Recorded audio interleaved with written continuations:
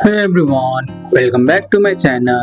In today's video, I will show you how to make a duet on the SUNO mobile app. Let's get started. First, open the SUNO app on your phone and make sure you are logged in to your account. Once you are on your home page, tap the create button at the bottom.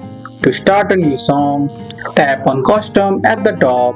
Now you will see your options to enter title, lyrics or prompt or style. To make a duet, go to the lyrics or prompt box and simply tell SUNO you want two singers. In example, you can write a duet between a male and female voice about long distance love. In the style or moody box, you can type something like romantic duet with soft piano. This helps to know match the feeling of the song to your duet idea. Once your lyrics and prompt are ready, tap the create or generate button. SUNO will now create your duet with two different voices singing the parts you described. After it's done, tap play to hear your duet.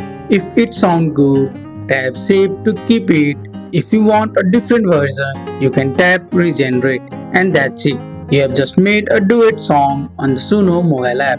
That's all for today's video guys. I hope you guys like this video. If you found this video helpful, drop a like, subscribe for more videos. Thanks for watching. See you in the next one.